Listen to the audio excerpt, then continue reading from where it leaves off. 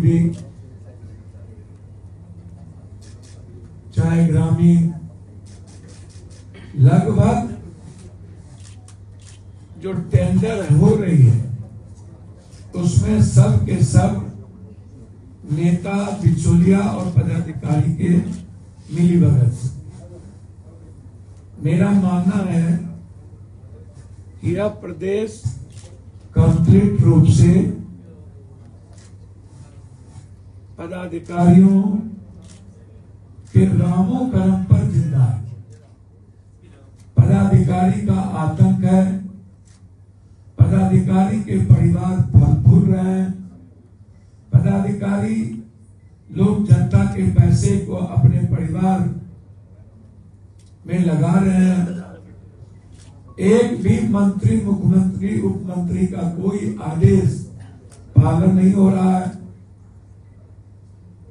जब deputy CM का file मंगाना कोई नहीं सुनता, तो मेरा एक नेक सलाह होगा विजय बाबू को कि अविलंब आपको इस्तीफा करना चाहिए और जनता में मैसेज देना चाहिए कि जब हम अपनी मंत्री खुद अपनी रक्षा नहीं कर सकते तो इस प्रदेश के 13 करोड़ लोगों की रक्षा अब नहीं हो सकती, क्योंकि सदन में एक दूसरे से सब मिले हुए, सदन में मुद्दों पर बात नहीं होती। इस प्रदेश की स्थिति अच्छी नहीं है, हालात अच्छे नहीं है, क्योंकि सब एक दूसरे के चोरी के बारे में जानते हैं। सदन सिर्फ अखाड़ा बन गया है 2025 के सियासत, कुर्सी और एक दूसरे के चोरी को बचाने का। इसलिए पूरी सिंगला कंपनी की जांच 10 मार्च के बाद इसकी पूरी जांच के सदन में हम लोकसभा में उठाएंगे।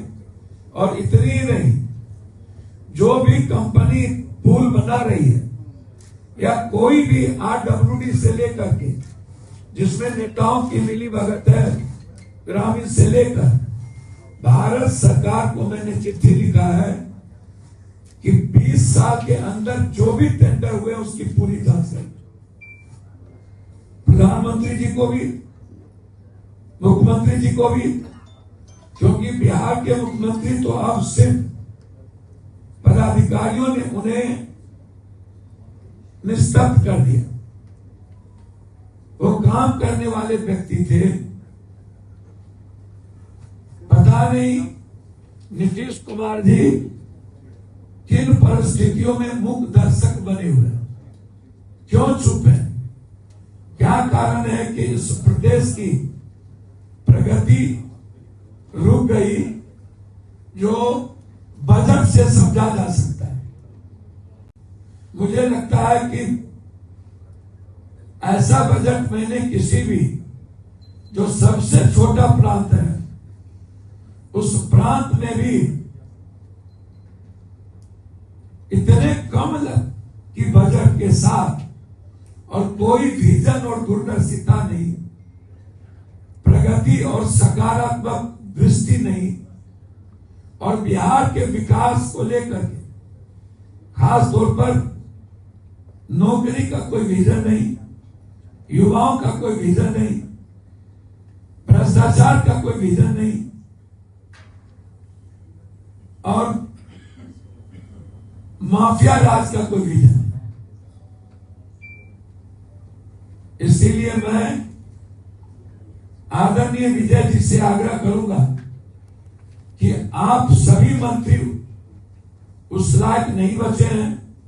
लगभग मंत्री वसूली कर रहे हैं, लोगों से पैसा वसूल रहे हैं, लगभग, चाहे वो पीएचडी, चाहे वो आरयू, सभी टेंडर में पैसा वसूल के मंत्रियों को पदाधिकारी के द्वारा भेजा जाता है। हेडक्वार्टर में जितने पदाधिकारी हैं, चीफ इंजीनियर और डिप्टी सेक्रेटरी रैंक, सब वसूली में लगे हुए हैं। याद होगा एक लड़का जिनका नाम राम बाबू आरा, इनको लेकर के हमारे मित्र जो बहुत अच्छे हैं, नीरज जी एक ईमानदार एसपी पर प्रेशर देके पूर्णिया में उन्होंने जो प्रेस कॉन्फ्रेंस किया था, इनको नीरज जी जदयू ऑफिस में बुलाए। सीसीटीवी फुटेज है उस तारीख के पहले की, जदयू ऑफिस में बुलाकर इन्हें ट्रेनिंग दी गई और वहीं सिक्योरिटी हॉल में मेरे खिलाफ एक वीडियो इनसे बनवाया गया जदयू ऑफिस, और वहीं से हमको धमकी दिलवाई गई। कहा यह गया कि पप्पू यादव के धमकी को डाइवर्ट करने के लिए तुमको ये काम करना है।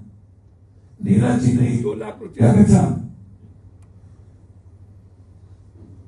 और उन्होंने इन्हें चुनाव लड़वाने की बात की।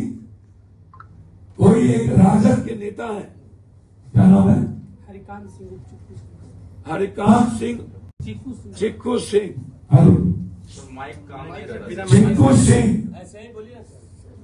चिक्कू सिंह बिना माइक के बोल लीजिए सर। भैया तबाह कर दिया। बिना माइक के आप आश्चर्य होगा आपको, चिक्कू सिंह जी इनको लेके आए नीरज जी के पास। नीरज जी ने कहा ये हाय पूरा और लगातार लॉरियंस जो धमकी दे रहा है उसको डाइवर्ट करने के लिए, ताकि डाइवर्ट हो और खुद पप्पू यादव पर साजिश लगे और मेरी जान की हत्या को कमजोर करने के लिए नीरज जी ने किसी से बातचीत करके, मुझे समझ में नहीं आता क्या इतने बड़े पार्टी और गंभीर नेता जो नीतीश जी है उनके प्रवक्ता इस तरह होंगे। इनको यहां के बाद धमकी दिलवा करके छोड़ दिया गया। उसके बाद एसपी पूर्णिया को फोन करके इनका मोबाइल नंबर दिया गया, इनसे बातचीत किया। वहां के पदाधिकारी यहां आए गए, आधा घंटा इनको मात्र लॉकअप में रखा गया और इनको कहा गया कि मैं जो जो प्लान करता हूं वो आप बोलिए। पप्पू यादव जी के अमुक आदमी का नाम लीजिए कि पटना में हमें मिले थे, नहीं तो जेल में बंद कर देंगे। गाली गलौज की गई। एसपी साहब पर पटना से प्रेशर दिया गया कि आप वहां पर ये प्रेस कॉन्फ्रेंस करें। आज जब हम आए तब ये आए कि मेरे जान को खतरा है, फिर मुझे परेशान किया जा रहा है। मैं ना आपको जानता था। हम जेल से जब निकले, चिक्कू सिंह हमको जदयू ऑफिस में ले गए। फिर जब हम लौटे पूर्णिया से तो दोबारा हमको पूर्णिया थाना से फोन आया कि आप सचिवालय सचिवालय थाना चले जाओ, और सचिवालय थाना आप गए। सचिवालय आए थे, सचिवालय वो बोले थे पटना आ गए सचिवालय। उसके बाद वो बोले कि जेडीयू कार्यालय चल जाए। सचिवालय में बोला गया जेडीयू कार्यालय फिर चले जाओ। दोबारा गया, दोबारा वहां फिर कौन मिला? नीरज नीरज जी। आप बताइए क्या हुआ? कुछ दिन पहले मैंने दिसंबर में आदरणीय सांसद मोदी जी को धमकी तो मैं दिया था, लेकिन हम अपने समाज के बीच जो हुआ और पूरे देश के सामने में रखना चाहता हूं कि जो घटना हुआ सांसद महोदय के किसी के नेताओं का हाथ नहीं था, बल्कि ये प्रशासन और जेडीयू और आरजेडी का हाथ था। और 1 दिसंबर को जी मैं जो घटना जिससे हुआ उसको मैं बता रहा हूँ कि पहले हमको पटना बुलाया गया आरजेडी नेता के द्वारा, और फिर चीकू सिंह जो है आरजेडी के नेता है, उन्होंने हमको जेडीयू दफ्तर ले गए और वहां के प्रवक्ता है जेडीयू के नीरज सिंह जी, उनसे मिलवाए। तो नीरज सिंह जी ने हमसे मिलके बोला कि काम करना है, तुम्हारा भविष्य भी बदल जाएगा। सारे आप बड़े लोग हैं और नीतीश कुमार जी को बदनाम मत करिए। नीतीश कुमार जी से मेरा हमेशा व्यक्तिगत रिश्ता अच्छा रहा है और आजीवन अच्छा रहेगा, लेकिन नीरज जी के पीछे भी कोई साजिश है। नीरज जी से आग्रह करेंगे कि आप भी मंदिर में जाके सौगंध खाइए और इस लड़के को सामने लाइए, आप भी बैठिए। ये लड़का आपके मुंह पर कहने को तैयार है कि कब कहां और मुलाकात हुई और आपने क्या सीखा है।